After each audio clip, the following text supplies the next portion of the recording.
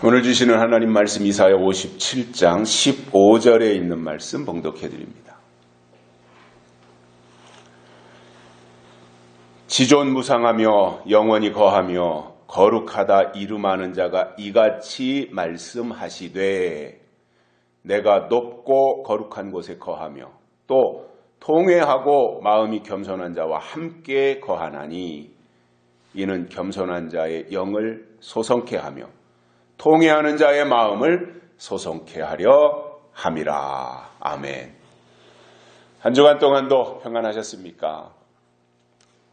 오늘은 예수님이 십자가를 앞에 두고 예루살렘으로 입성하신 종려주일이고 내일부터 한 주간이 고난주간입니다. 그리고 다음 주일이 부활주일입니다.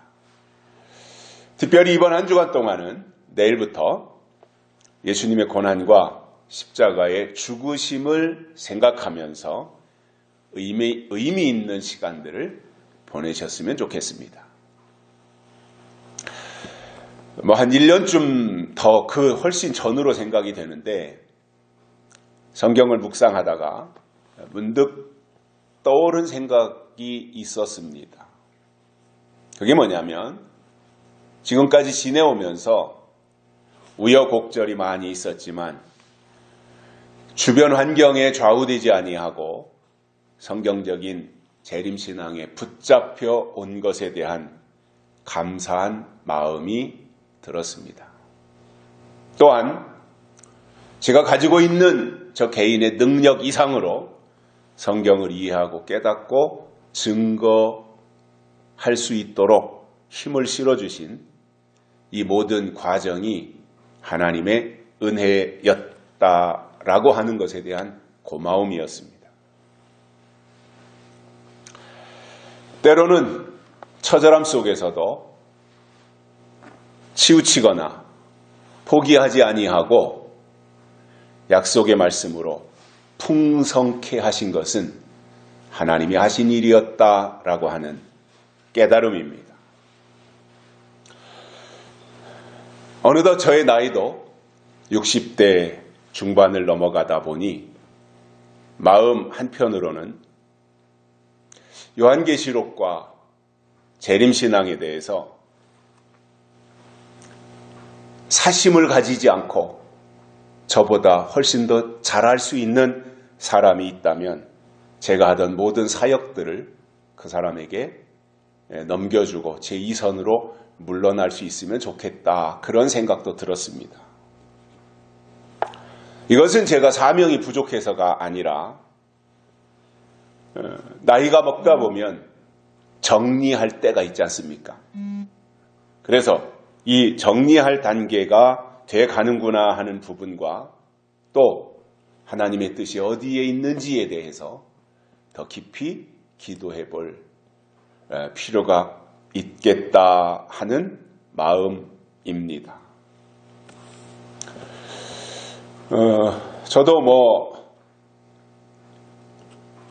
마냥 젊음이 유지되는 줄 알았지. 모든 사람들이 다 그렇겠지만 나이가 들고 은퇴를 하고 이러한 생각들을 젊었을 때는 거의 하지 못하지 않습니까?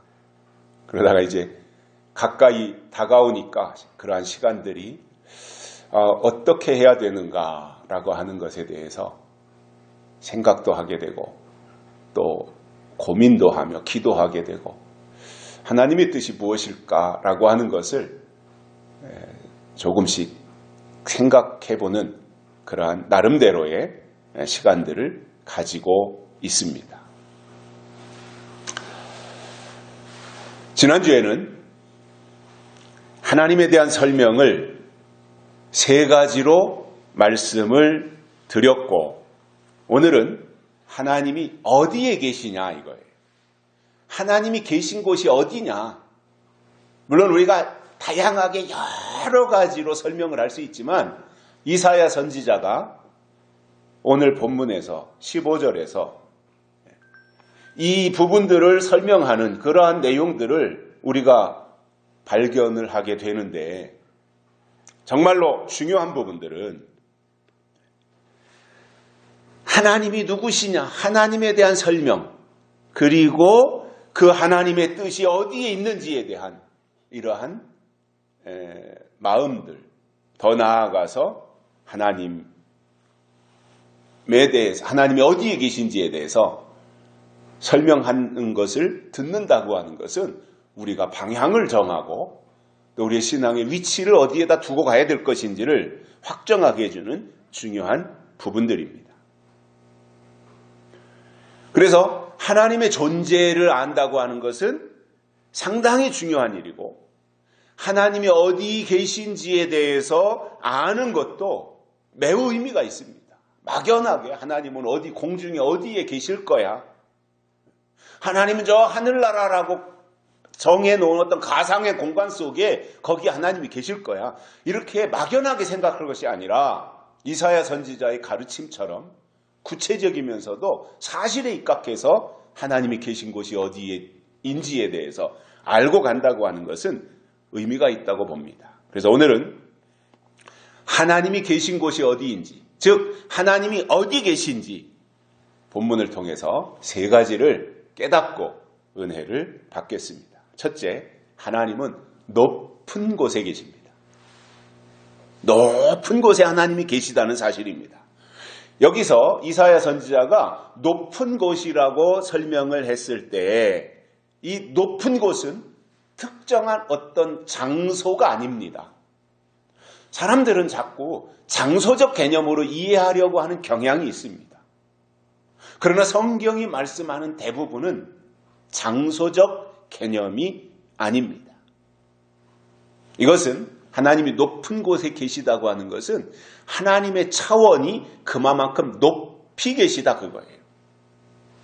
그래서 이것을 또 다른 말로 설명한다면은 하나님은 우리와 차원이 다른 곳에 계시다는 뜻이고, 결국 하나님이 계신 곳이 높은 곳이다, 그 말입니다. 사람은 땅에서 살지만 하나님은 영적인 세계에 계시기 때문에, 높은 곳에 계시기 때문에 우리와는 다른 분이십니다. 우리는 사실상 이 땅에서, 이 낮은 곳에서 또 땅의 것을 얻기 위해서 살고 있습니다. 이것이 사람입니다. 이것이 인간입니다. 그러나 하나님은 높은 곳에 계시기 때문에 하나님을 만나려면 우리의 차원이 높은 차원으로 올라가야 하나님을 만날 수 있습니다. 그래서 신앙생활이라고 하는 것은 지극히 낮은 곳에서 땅의 것만을 추구하면서 살던 사람이 하나님의 은혜로 하나님의 부르심을 받고 신앙생활을 시작해서 하늘의 신령한 것을 위해 살면서 높은 곳에서 양식을 구하는 것입니다. 마태복음 24장에서 예수님은 지붕 위에 있는 자들은 집 안에 있는 물건을 가지러 내려가지 말라, 이렇게 말씀하셨습니다. 예수님 당시에 유대인들은 지붕 위에서 주로 시간을 많이 보냈습니다. 왜냐하면 그 지붕 위에 기도하는 공간이 있었기 때문입니다. 그래서 예수님이 지붕 위에 있는 자들은 집 안에 있는 물건을 가지러 내려오지 말라라고 말씀하신 것은 상황이 어떻게 바뀌더라도 기도하던 자리, 영적인 생활하던 자리, 하나님을 만나던 그 자리를 지켜야 된다, 그 말씀을 하신 거예요. 그런데 교회 시대가 끝나갈 때가 되면 놀랍게도 지붕 위에 있는 영적인 생활을 하던 사람들이 땅의 것을 얻기 위하여 내려가더라, 그 말입니다. 사실상 내려가면 죽는 거거든요. 내려갔다라고 하는 말을 또 다른 말로 바꾸면 떨어진 거잖아요. 떨어진 별이 되면 끝나는 거지 않습니까?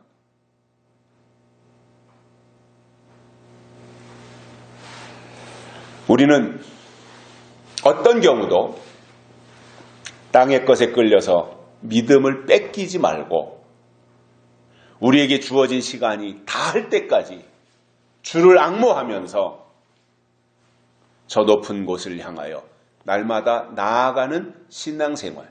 그래서 늘 우리의 바라보는 곳이 저 높은 곳, 본향을 향하여서 나아간다고 하는 그 생각들을 가지고 살자 말입니다. 잠언에 나오는 도마뱀이라고 하는 조그만 동물이 있지 않습니까? 도마뱀. 그 놀랍게도 도마뱀은 최종 목적지를 어디에다가 그들의 어떠한 그 유전자 속에 가지고 있냐면 우리는 왕궁으로 가야 된다라고 하는 생각을 가지고 있는 것이 도마뱀이라 그래요. 그래서 도마뱀의 특징이 있잖아요. 가다가 뭔가에 잡히면 자기 몸을 절단하고라도 도망가서 왕궁을 향해서 달려간다는 거예요. 다리를 잡히면 스스로가 다리를 절단합니다. 꼬리를 잡히면 스스로가 꼬리를 잘라버리고 도망가 버립니다. 이게 도마뱀입니다. 그리고는 최종 목적지를 어디에다 두고 있냐? 왕궁이라는 거죠. 그러니 가다가 어떤 장애물을 만날지라도 그 장애물을 다 물리치고 자기 몸을 절단해서라도 왕궁을 향해서 나아가려고 하는 것이 도마뱀이라는 그 잠언에 나오는 말씀처럼 하나님의 사람들은 본향을 향하여 하나님이 계신 곳을 향하여 늘 우리가 다름질쳐 가야 되는 것이 우리의 신앙이다라는 거예요.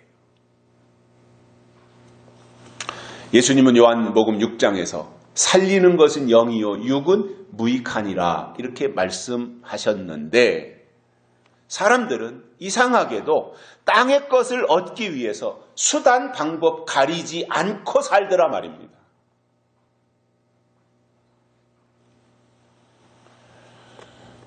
계시록 14장에 보면 어린 양이 시온산에 서 계시고 14만 4천이 함께 있는 장면이 나오는데 시온산은 높은 곳입니다. 해발이 높아서 높은 것이 아니라 사실상 시온산보다 높은 산이 이 세상에 얼마나 많아요. 에베레스트 산도 시온산보다 훨씬 높은 산이고요.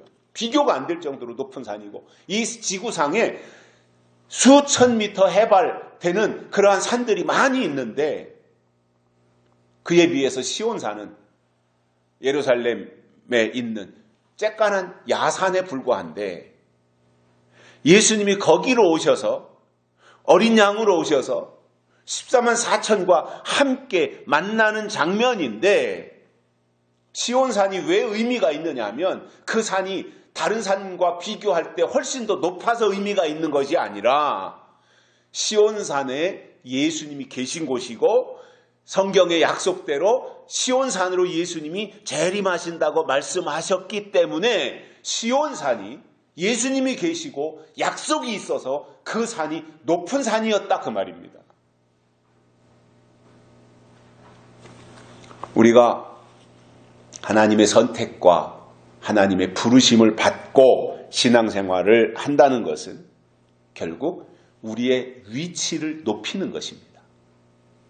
우리의 믿음의 차원을 높이는 것입니다. 땅에서 살던 사람이 예수님을 믿고 예수님의 부르심으로 교회 안에 들어와서 말씀을 듣고 성령으로 거듭나고 은혜를 받고 직분을 받고 그러면서 점점 신앙이 풍성해진다고 하는 것은 이제 땅의 차원으로 세상에 속해서 사는 것이 아니라 하늘 차원으로 믿음의 분량을 높이고 믿음의 단계를 높이고 믿음의 위치를 높여서 점점 높아지는 것이다 이거예요.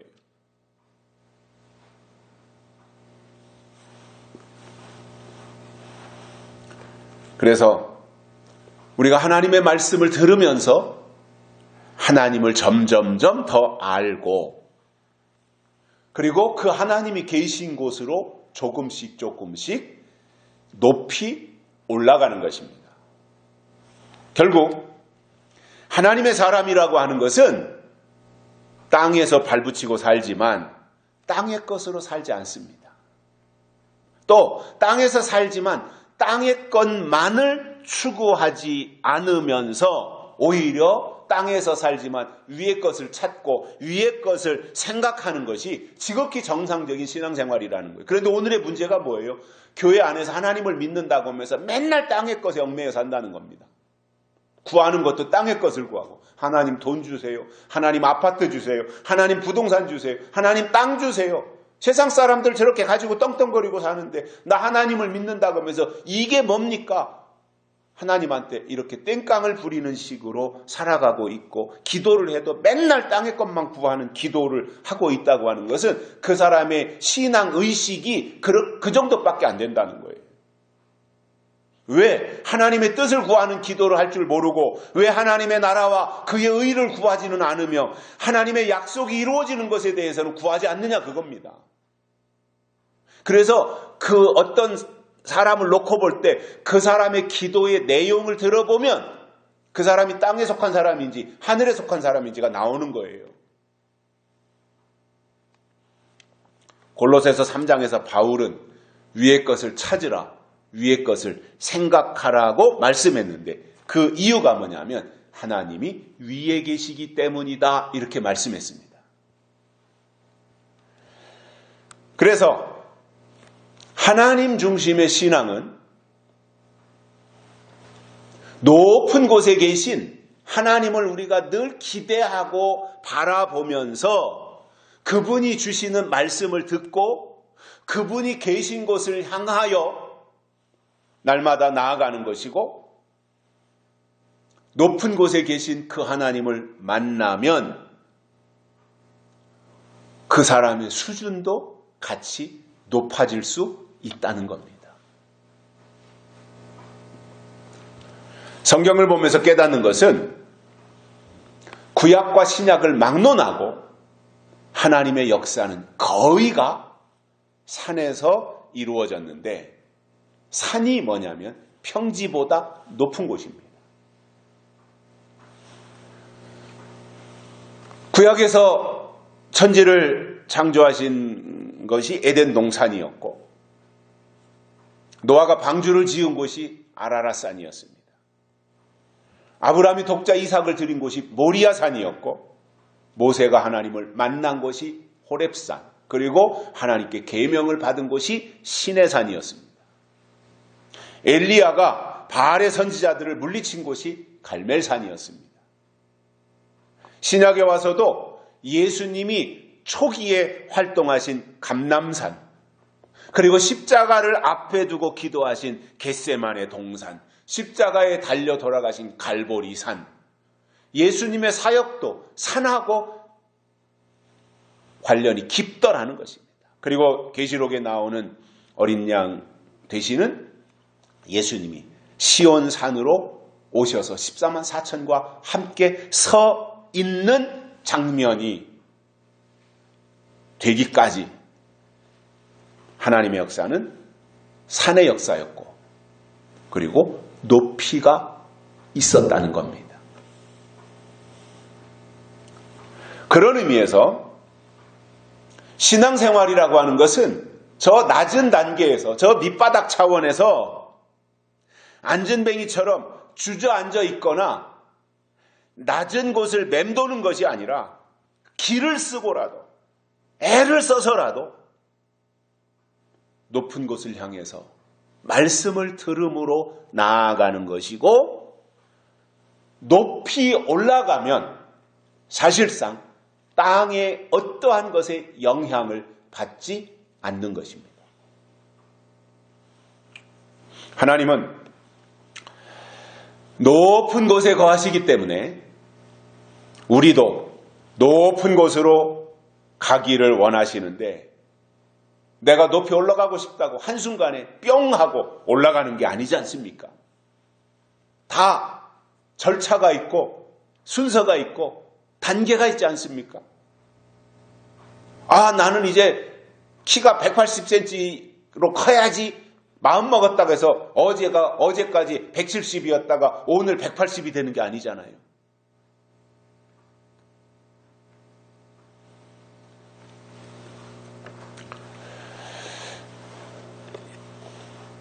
그래서 하나님은 단계적으로 역사하십니다. 하나님은 점진적으로 역사하십니다.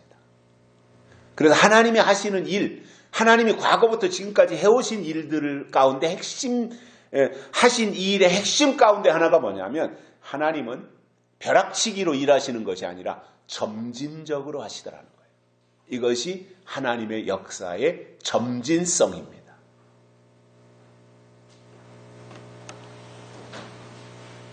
그래서 성경을 통해서 우리가 깨닫는 것은 하나님은 먼저 율법의 단계로 끌어올리셨어요. 그리고 거기서 적응하다가 그 다음으로는 은혜로 끌어올리셨습니다. 그리고 거기서 또 이렇게 쭉 적응하게 하시다가 마지막으로는 진리의 단계로 끌어올리시더라 이겁니다. 한 번에 뿅 하고 진리 단계로 갈 수 있는 것이 아니라 율법의 단계를 거쳐서 은혜의 단계를 거쳐서 진리의 단계로 올라가게 되는 이것이 하나님의 역사이고 이것이 순서이더라는 말입니다. 그런 의미에서 하나님이 보실 때 합당한 신앙이라고 하는 것은 주일날 교회에 와서 예배에 참석하는 것 정도가 아니라는 겁니다. 그건 가장 기본인 거지요. 그것으로 내가 할 일을 다 한 것이 아니라 그거는 이제 기본이고 거기서부터 시작하는 단계인데 시작 단계에 머물러서 나는 예배를 참석함으로 그리스도인으로 내가 할 일은 다 했다라고 한다면 얘기가 달라지는 거지요. 신앙은 영적인 높이가 있어야 되고 이렇게 되면 하나님과 소통이 되어서 하나님의 선하시고 기뻐하시고 온전하신 뜻이 무엇인지 분별할 수 있게 되는 겁니다. 이것에 대해서 히브리서 기자는 장성한 자라고 설명하면서 장성하기 위해서는 단단한 식물인 예언의 말씀을 통해서 지각을 사용함으로 분별하는 단계까지 가야 되는 것을 설명한 것입니다. 결국 우리가 요한계시록을 통해서 재림신앙을 가진다고 하는 것은 시한부 종말론을 하자는 것도 아니고 이상한 사이비 집단이 되자는 것도 아니라 믿음의 단계를 높이고 그리고 신앙의 수준과 위치를 하늘 차원으로 끌어올리자는 것입니다. 하나님이 높으신데 우리가 맨날 저 밑바닥에서 맴돌면서 하나님을 부른들 하나님과의 정상적인 소통이 되겠냐 말이에요. 그러나 하나님이 높은 곳에 계시고 우리가 저 부르심을 입었을 때는 저 밑바닥 차원에서 있었지만 말씀을 듣고 기도하고 신앙생활을 이어가면서 내가 믿음의 단계와 또 영적인 높이가 조금씩 이렇게 올라가서 하나님과 가까워지다가 드디어 어느 계기가 되면 하나님과 만남이 성사되지 않겠습니까? 그러면 그때 안 될 일이 뭐가 있겠냐는 거예요.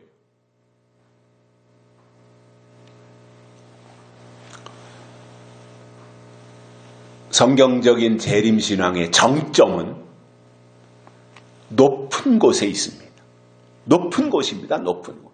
성경적 재림신앙이 추구하는 최종 목적지가 어디냐? 높은 곳이라는 거예요. 그런데 우리가 이 땅에서 살면서 높아져야 될 것이 있는데 그것은 신분이나 지위가 아니라는 말입니다. 먼저는 하나님이 주신 말씀을 깨닫는 차원과 하나님의 뜻을 분별하는 기능이 높아져야 돼요. 이것이 바로 신앙의 성공인 것입니다. 그런데 사람들은 자꾸 직장에서 승진하고 과장이 되고 부장이 되고 하듯이 이렇게 생각해서 신앙생활을 열심히 하고 내가 하나님의 마음, 하나님 중심으로 내가 살았더니 하나님이 나를 세상에서도 출세시켜서 내가 승진도 잘하고 내가 어느 회사의 사장도 되고 이렇게 생각한다면 그것은 착각이고 오산이라는 말입니다. 하나님이 원하시는 높이라고 하는 것은 직책이나 이런 것이 아니라, 세상적인 지위가 아니라, 세상적인 신분이 아니라 하나님에 대한 깨달음, 하나님에 대한 관계, 이러한 것이 높아지는 것이다, 그 말이에요. 두 번째로는 하나님은 거룩한 곳에 계십니다. 높이 계실 뿐만 아니라 하나님은 거룩한 분이시고 하나님이 계신 곳은 거룩한 곳이다라는 거예요. 제가 30대 초반에 우리 교회에 나오시던 연세가 드신 장로님이 계셨는데, 그분이 대표 기도를 하실 때는 항상 시작이 똑같습니다. 그분이 어디서 기도한, 교회에서 기도하든 어디 가서 구역예배에서 기도하든 그분이 대표 기도할 때는 시작하는 그것이 똑같은데 이렇게 시작합니다. 존귀와 영광과 권세와 찬양을 세세토록 받으시기 합당하신 지극히 거룩하고 거룩하신 아버지 하나님, 이렇게 나가요. 그분하고 저하고 그다지 그렇게 수십 년 같이 있었던 것이 아니라 짧은 시간, 불과 한 3년여 이렇게 같이 있었는데, 그분의 그 기도의 그 내용이 저의 마음에도 와 닿았던 모양이에요. 그래서 가끔씩 생각을 하면 그분의 기도했던 그 내용이 생각이 나는데, 제가 왜 이 말씀을 드리냐면은 그분의 기도의 내용 속에는 하나님이 거룩하시다라고 하는 것이 스며들어 있었다는 거예요. 지극히 거룩하신 아버지 하나님, 이렇게 나가는 그분의 기도의 내용 속에는 하나님의 거룩하심이 이미 포함되어 있었다는 거예요. 어느 날 하나님이 호렙산에 있는 모세에게 나타나실 때 떨기나무 불꽃 가운데서 나타나셨어요. 그리고는 그 하나님이 모세에게 말씀하시기를 너 서 있는 땅은 거룩한 땅이니 내 발에서 신을 벗으라, 이렇게 말씀하셨습니다. 그러면 지금까지 모세는 양을 치고 돌보고 하면서 호렙산을 오르내리고 했을 텐데, 또 늘상 거기를 밟고 다니는 산이었을 텐데, 거기에 하나님이 찾아오시니 그 산 이름이 모세와 하나님이 만나기 전에는 호렙산이었는데, 모세와 하나님이 만나고 나서부터는 하나님의 산 호렙이 되었던 겁니다.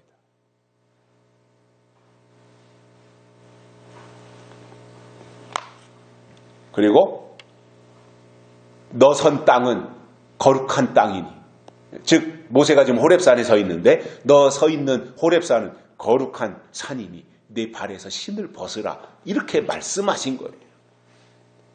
우리가 이런 말씀을 들으면서 차이를 알아야 되는데, 중요한 것이 뭐냐면 하나님이 계시냐 안 계시냐, 이것에 따라서 명칭이 달라지더라는 겁니다.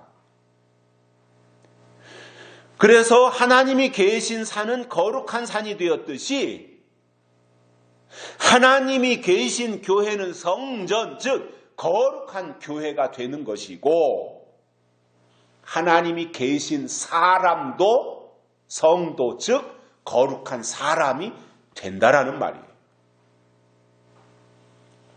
그렇다면 우리가 사람을 볼 때, 사람을 대할 때, 사람을 평가할 때 외모로 봐서는 안 된다라는 거죠. 사람은 사람을 대할 때 눈에 들어오는 것부터 이게 보게 되지 않습니까? 키가 크냐 작으냐, 뚱뚱하냐 날씬하냐, 아니면 얼굴이 예쁘게 생겼냐 안 예쁘게 생겼냐, 이런 것들을 기본적으로 보고 그것에 의해서 그 사람을 평가하고 판단하지 않습니까? 그러나 우리가 하나님의 사람이라면 상대방을 볼 때 그 사람 속에 하나님이 계시냐 안 계시냐, 하나님의 영이 있느냐 없느냐, 이것이 우선되는 것이 맞다라는 겁니다.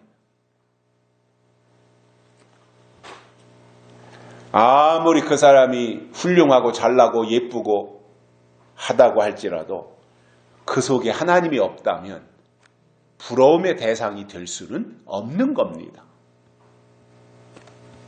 또한 아무리 규모가 크고 수많은 사람들이 몰려서 거기에서 웅성거린다고 할지라도 그 설교자 속에 하나님이 없으면 그는 하나님의 종이 아닌 것이고 거짓 선지자에 불과할 것입니다.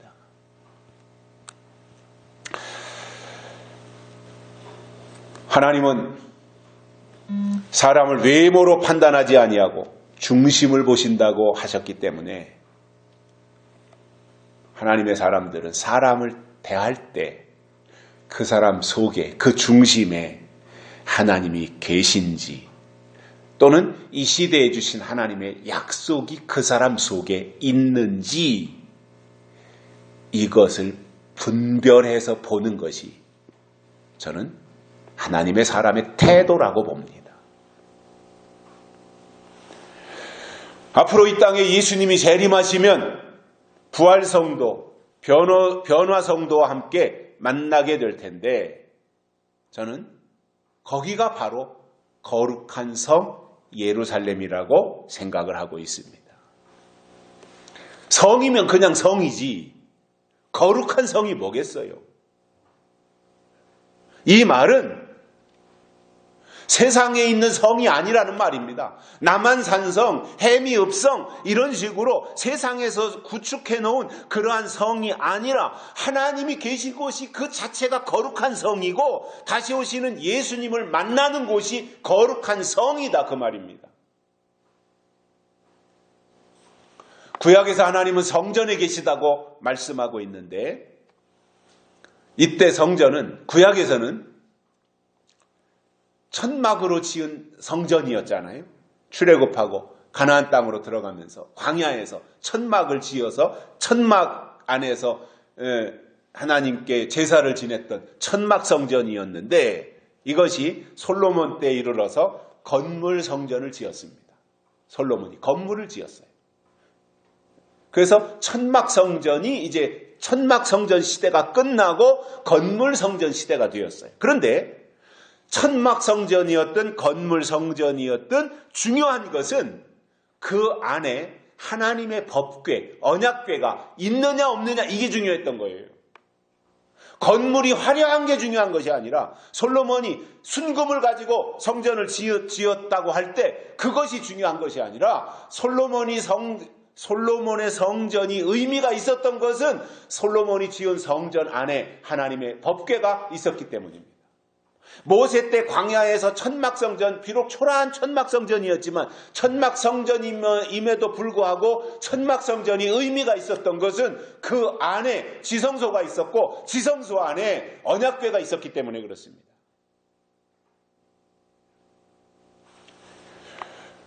신약에서 성전은 예수님이 성전이었습니다. 예수님이 성전이에요. 그리고는 그 예수님께서 너희가 성전인 것과 이렇게 말씀하셔요. 너희가 그러니까 신약에 와서는 먼저는 예수님이 성전이었고 그리고 나중에는 성령 받은 하나님의 사람들의 몸이 성전이다 이겁니다. 그래서 구약시대에 천막성전이 건물성전이 되듯이 신약에 와서 예수님 성전이 이제 사람 성전으로 이렇게 발전해 가는 것을 우리가 이해해야 된다는 것입니다.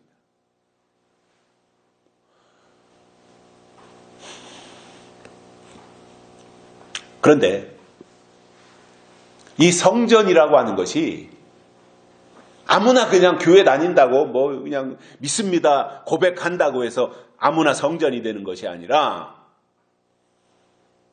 그가 하나님의 사람으로 거듭나야 되고 그리고 그 속에 하나님이 주신 말씀이 법궤로 언약궤로 있어야 된다 그 말이에요. 이게 성립 조건이에요. 성전의 성립 조건. 법궤가 있어야 되는 거예요. 겉만 화려하게 해놨다고 해서 성전이 아니라 사람은 그렇게 보죠. 아이고 여기 예배당 잘 져놨네. 아이고 크게 잘 져놨네. 여기 성전이 있네. 이렇게 사람들은 이야기합니다. 그러나 하나님의 관점은 그게 아니라는 거예요. 하나님의 관점은 비록 옴팍집과 같은 쓰러져가는 브로커로 지은 그러한 예배당이라고 할지라도 그 속에 하나님의 약속이 있고 법궤가 있으면 하나님이 보실 땐 거기가 성전이라 말입니다. 아무리 사람이 젊고 잘나고 많이 배우고 재산도 많이 가지고 이제 30대에 아주 가장 아름다움을 과시하는 그러한 사람이라고 할지라도 그 속에 하나님의 약속이 없으면 그 사람은 교인일지는 모르지만 성전은 아니라는 말입니다. 하나님의 평가 기준은 그 속에 지금 무엇이 담겨져 있느냐 그것을 보신다는 거예요. 요한계시록에서 성전은 하나님이 인치신 자들 속에 하나님이 주신 새 법이 약속으로 있기 때문에 하나님은 그들을 성전으로 보신다는 거예요. 그리고 그들이 나중에 가서 하나님이 계신 새 예루살렘 성전으로 들어갈 수 있는 것입니다. 나 자신이 하나님 앞에 성전이 되어야 예수님이 오실 때 성전들이 모여지는 성전들, 개개인의 사람 성전들이 모여서 예수님을 만나 새 예루살렘 성전이 완성된다 그 말이에요.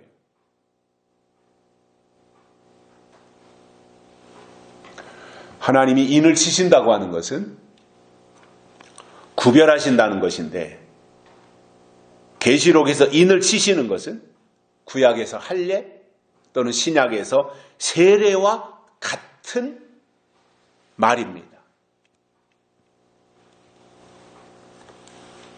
다시 말씀을 드리면 하나님이 구약에서는 할례로 인을 치신 것이고 신약에서는 세례로 인을 치셨으며 계시록에서는 인으로 인을 치신다 그 말입니다. 그런 의미에서 할례와 세례와 인은 표현은 다르지만 그 시대에 하나님의 사람들을 구별해서 표시하신 것이라는 점에서는 똑같은 거예요. 구약에서는 할례로 표시하셨고 신약에서는 세례로 표시하셨고 계시록에서는 하나님의 인치심으로 표시하신다 그거예요. 너는 내 것이라고, 너는 내 백성이라고, 너는 내 자녀라고 하나님이 표시하셨는데 그때마다 방식이 달랐을 뿐이지 하나님의 사람이라고 하는 것을 나타내신 것이 바로 구약에서는 할례였고 신약에서는 세례였고 계시록에서는 인치심이다 그 말입니다. 그렇다면 지금 시점에서 2023년도 4월 2일을 우리가 살고 있는데 이 시점에서 중요한 것은 할례나 세례보다 하나님의 인이 더 중요한 것이고 이것을 낮에 속한 입장에서 정확하게 안다면 당연히 인맞을 자격을 성경을 통해서 갖추는 것이 정상이지 않습니까? 할례 받으라고 했으면 할례 받는 게 정상이잖아요. 세례 받으라고 할례에서 세례로 법이 바뀌었으면 세례 받는 게 정상이고 하나님이 인정하시는 거잖아요. 마찬가지로 하나님의 인치심을 받아야 된다 그러면 인치심을 받는 것이 하나님 앞에 합당한 신앙인 거예요. 그러나 이 단계로 가는 데 있어서 중요한 것은 하나님이 요구하는 어떤 자격들이 있지 않습니까? 기준들. 그리고 또는 조건들이 있잖아요. 그게 뭐냐면 하나는 입에는 다나 배에는 쓰다고 하는 이 작은 책을 먹어야 한다는 겁니다. 그리고 다른 하나는 마음의 성전을 이루어서 음녀의 미혹으로부터 신앙의 정절을 지켜내야 한다는 것입니다. 이때 필요한 것이 분별인 것입니다. 그래서 이러한 과정이나 또는 이러한 내용들을 우리가 안다면 땅에서 우리가 신앙생활을 하면서 거룩하신 하나님이 때를 따라 우리에게 내려주시는 말씀을 잘 듣고 예수님 안에서 살면서 하나님이 우리에게 내려주시겠다고 약속하신 것들을 기다리며 하늘의 소망을 가지고 사는 것이 당연한 것입니다. 하나님은 거룩한 분이시고 그 하나님이 계신 곳 또한 거룩한 곳이기 때문에 우리가 거룩해져야 거룩하신 하나님이 계신 거룩한 곳으로 들어갈 수 있다는 말입니다. 세 번째로는 마음이 겸손한 자와 함께 하신다 이렇게 말씀하고 있습니다. 마음이 겸손한 자 속에 하나님이 계시다 그 말이지요. 이유가 있습니다. 겸손한 자의 영과 통회하는 자의 마음을 소성하기 위해서라는 거예요.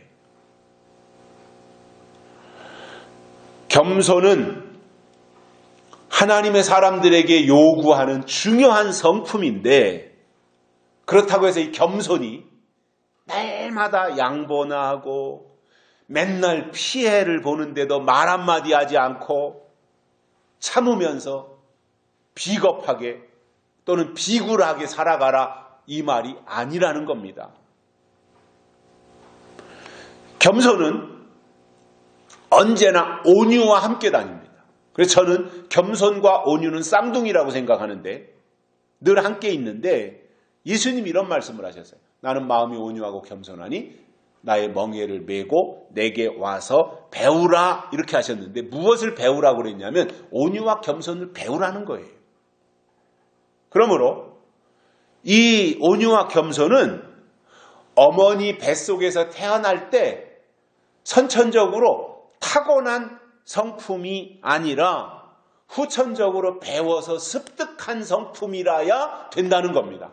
즉 예수님이 말씀하신 온유와 겸손을 내게 와서 멍에를 메고 배우라고 하셨기 때문에 우리가 신앙생활하면서 예수님이 말씀하신 이 온유, 예수님이 말씀하신 이 겸손은 멍에를 메고 배워서 습득하는 성품이다 이겁니다. 타고난 성품이 아니라. 민수기에 보면 모세를 설명하면서 모세는 지면에서 온유함이 가장 승하더라고 말씀했는데 이러한 모세는 하나님 보실 때 지면에서 가장 온유하다고 했는데 의외의 면이 모세에게 있잖아요. 대적자들을 향해서는 고슴도치같이 날카로웠던 것입니다. 그러니까 하나님 앞에서는 온유했지만 대적하는 세력들 앞에서는 얼마나 싸납게 덤벼들었냐 이거예요. 그런데 만약에 이것이 반대로 된다면 어떻게 되겠습니까? 하나님하고는 맨날 싸우자고 시비 걸면서 사탄 앞에서는 온유해지고 사탄 앞에서는 겸손하다면 그는 사탄의 종이겠지요.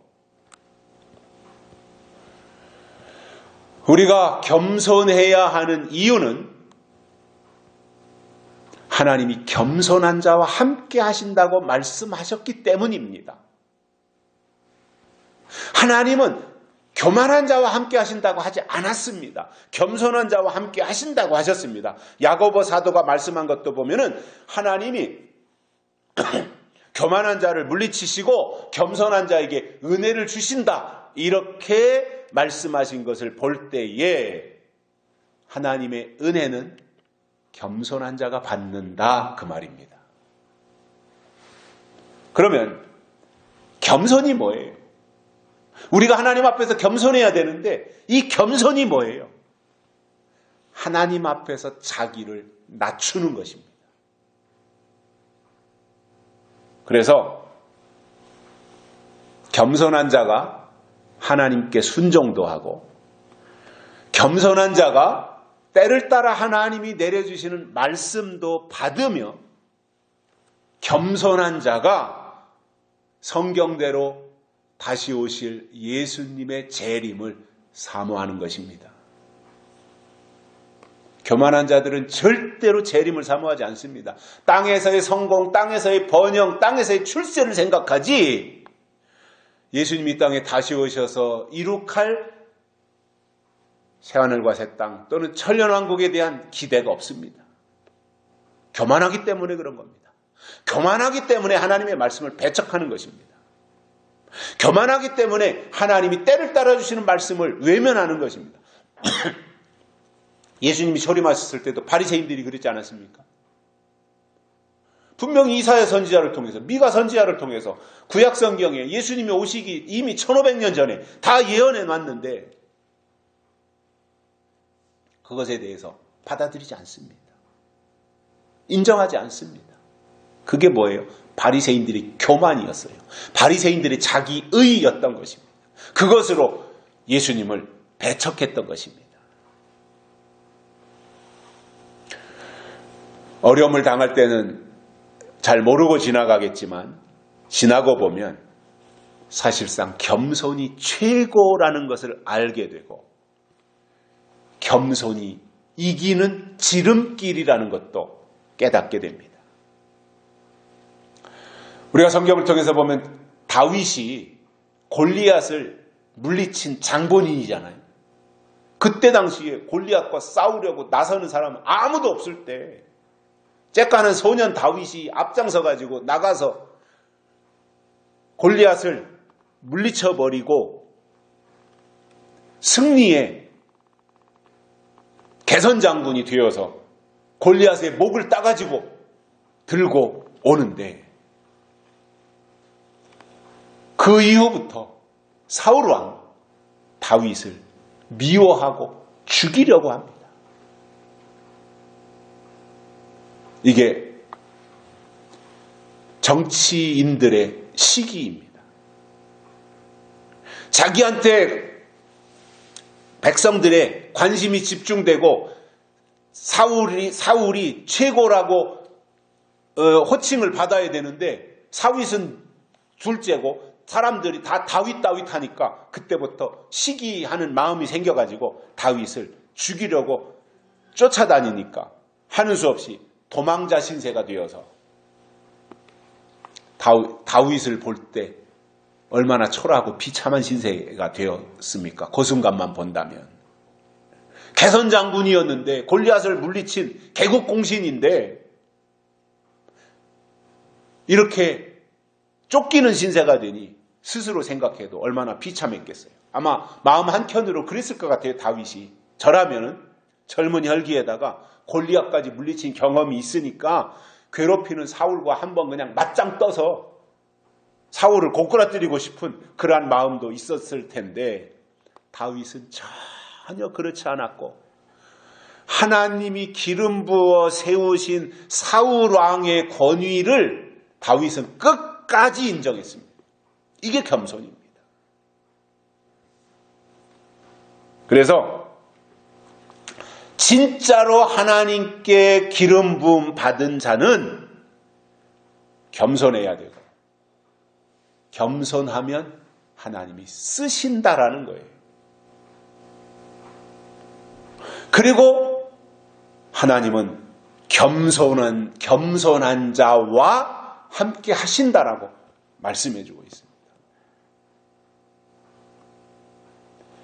결론으로 오늘 본문을 통해서 우리는 하나님이 계신 곳이 어디인지 정확하게 알고 그 하나님과 동행하면서 우리의 신앙의 수준 또는 우리의 신앙의 위치를 더 높이고 거룩을 유지하면서 하나님 앞에서 겸손해지시기를 주의 이름으로 축복합니다. 살아계신 하나님 감사합니다. 오늘 또 우리를 불러주시고 말씀을 듣게 해주셔서 우리가 깨달음을 얻었사오니 이 말씀 의지하여 우리가 믿음으로 살게 하시고 하나님과 동행하면서 하나님이 계신 곳이 어디인지 알고 우리의 믿음의 위치, 믿음의 고도가 하나님이 계신 곳을 향하여 나아갈 수 있도록 은총을 베풀어 주옵소서. 다시 오실 예수님의 이름으로 간절히 기도드리옵나이다. 아멘. 찬송가 394장 부르시면서 헌금 드리시겠습니다.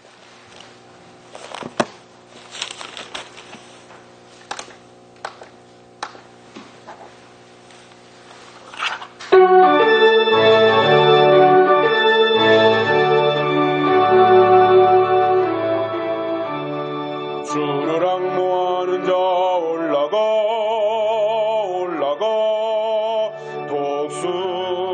독수리같이 모든 싸움 이기고 근심 걱정 벗으는 올라가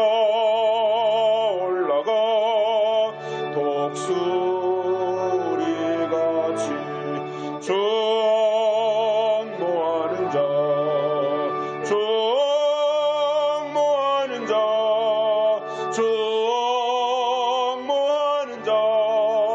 늘 강건하리라. 주를 악무하는 자 걸어가 고단치 않네. 길을 잃은 양떼를 두루 찾아다니며 걸어가 고단치 않네.